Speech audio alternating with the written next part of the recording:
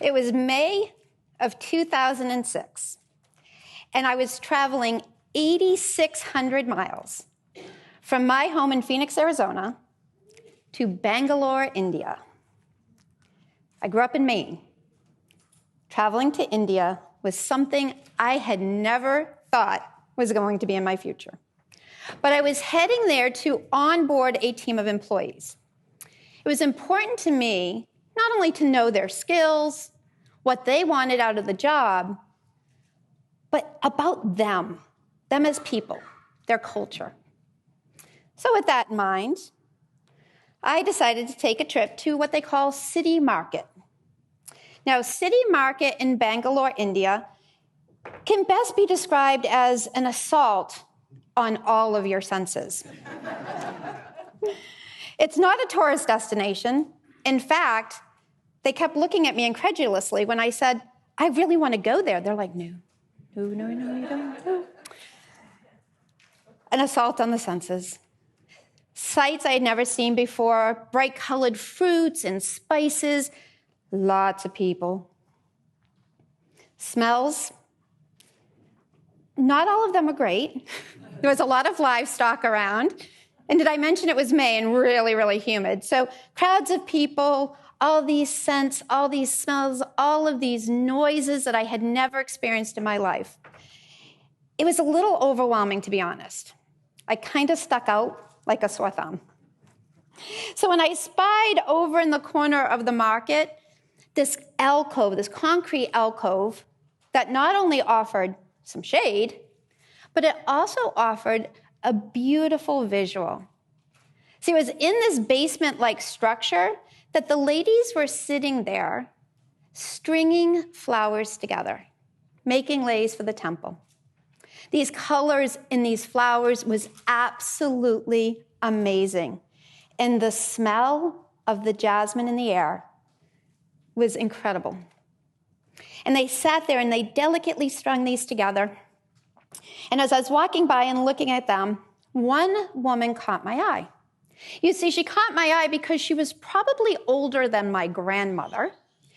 And I thought, oh, my gosh, she's sitting on that hard concrete floor, little bent hands, stringing these flowers for rupees. Wow. She had no teeth. She had probably nothing. So I unzip my very fancy fanny pack, as American tourists do, and I pull out my rupees. She doesn't speak English. I don't speak Hindi. So the international sign for, hey, I want to buy your things, right? And she looks at me up and down, and she goes, devastated. I'm so embarrassed that I'm backing away from her into my guide, and I say, Danny, my guide, I did something to offend her. Can you please go make it right? So he walks over, he has a little conversation with her, and then he waves me over. And she gets up, and she picks the most beautiful jasmine lei I've ever seen. And with her arthritic hands, she pins it in my hair. And again, unzip the fanny pack. And I said, I don't understand. Danny said, Belinda, you picked her. You honored her by wanting her flowers. Your debt is paid in full. That moment changed my life because I realized I had gotten it all wrong. I was a child of the 80s. I was climbing that corporate ladder. Next title, next promotion, corner office. I had it all wrong. I was defining my value by what I earned and not by who I was serving.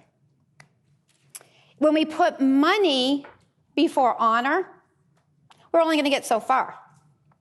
But when we truly serve from our hearts, the people who honor us with their time, their trust, their money, we will be abundantly rich. I have a journal from that time in India. When I open that journal, I see that lei preserved. Flowers are now brown and wilted, but they are my constant reminder of a woman who had nothing, yet was the wealthiest person I have ever met in my life. Made a lot of changes in my life after that. I left India a new woman, my heart full, my mind full, and actually my arms were full too. Because not only did I go home and quit my job, I went home with a dog I had adopted off the streets of Bangalore. And he was my reminder as well of what we can do in this world. So I would leave you with this: service over sales,